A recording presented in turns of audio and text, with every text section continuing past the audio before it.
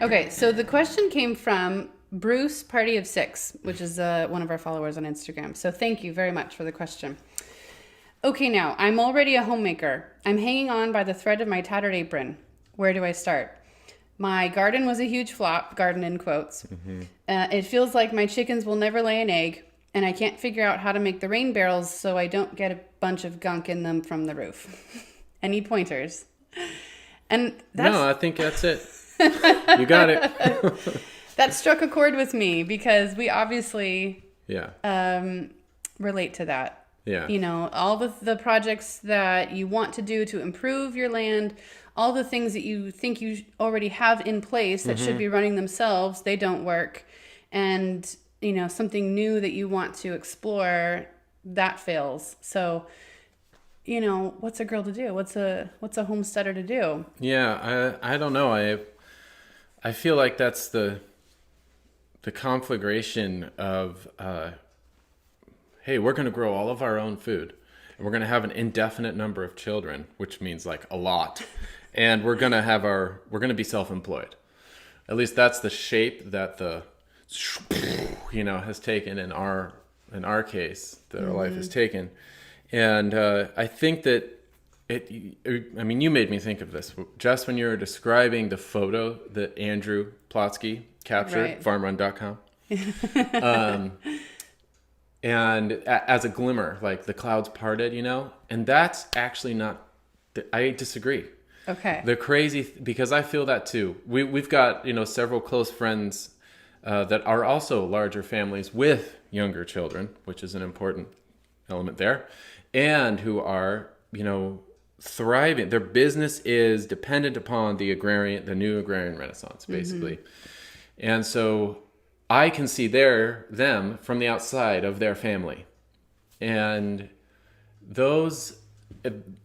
that vision is not, it's actually not just a glimmer. Like it looks right all the time. That's the crazy thing. And you only don't notice that when you're in it. And so much of it is just stepping outside a little bit for a little perspective. Because like when Andrew took that picture of our family around the table, it's like, actually, we sit around the table 3 times a day, all of us. And it's not, like chimes and harmonious music and yes please and thank you and oh what a lovely liver pate, father. Quite. It's not, it's not all that, to be sure. But it does happen 3 times a day. And so often when I can just like step out for a second, and look down upon our family as if I am not right in the middle of it, I get that vision, of, oh, everything is working. And it's tricky, I think, for conscientious people especially, which maybe Bruce relates to. And I think people that tend to choose this lifestyle have super high standards for themselves anyway, because they can't help but be hyper productive and like, oh, we're going to grow all of our own food, and hey, maybe we could turn it into a side business, and I can keep my normal job, and we can raise lots of children, and we can homeschool them. Like, whoa. And, that's just like given, like, we'll just do all that, because you're productive, you're diligent, and you will shame yourself into, oblivion if you don't at least do some of those things. So I think that a lot of this is forgiving yourself a little bit. And at least for me, I've had to realize that it has forced me to re-examine the ends for which I wanted to obsess over fava beans and plant more than any human ever has, and see how they grow in the winter and in the spring, and dried and fresh. Like I have so many agrarian projects, I can't even begin to list them on our little 2.5 acres here. But it's through force, not through wisdom. I've had to order them. And there's a grace in that such that you realize we're actually kind of doing it. It is happening. Whereas if you don't have that telos, that end goal to which it all points, then it's really easy to be scrupulous, because then you observe everything as a fragment and as its own little failed venture, like capturing the rainwater, or for me, holistically clearing my land by the multi-generational employment of a goat that is a hybrid that I create for my specific property. Like, that's how I wanted to clear my land, right? And if that doesn't happen, it's like, oh, fail, bad self, didn't do it. But if you step back, like, wait, was I really trying to create a goat breed to clear my property? Sure. Right? How long was that going to take? You realize that some of those projects, if they're isolated from the goal, from the telos, they cannibalize themselves and everything else.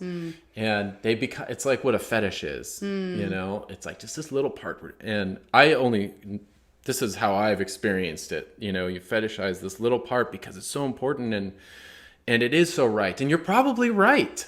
Of course it is. That is how it should be done. But it really helps to have a hierarchy of values there and to order it within a larger scheme. And so a manageable farm plan is really good. And for me, it's like, I feel like there's this particular thing that you stumble into when you have a family, more so than, this heroic conviction that you take on. You stumble into it just by biology. You care so much for your kids, right? That provides an ordering that's really clear. Yeah. Fortunately, and it's nice. And so when I've had to let go of projects, and I've had to let go of so many, I'm going to try not to make the whole podcast all of my failed projects, because that would be super easy. We could do that. Oh, so easy. We could do 5 podcasts on it. Yeah. And I forgot what I was going to say, but it's when I've stopped those particular projects, those particular goals towards holistic management or growing this or having a garden every year, which we absolutely don't. When I stop those things, there is this, it becomes so apparent that it must end, that there is absolutely no uncertainty about it, which is kind of nice. And because the goal, the well-being of my children, of our family, which is really a long-term goal, much longer than this very temporal goal to even clear my property, it's a much longer-term goal. That gives me so much confidence when I latch onto that goal and clarity to just, boop, let's cut that appendage off. We're going to end that project. And it's always an end.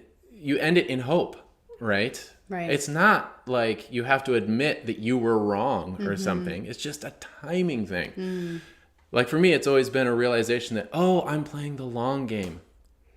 We're going to be here. Yeah. I mean, I tend to be here for the rest of my life on this property. And if anything here, any of our work with Meatsmith or the way we care for the land is going to endure at all, it's going to be multi-generational. It's going to go beyond me.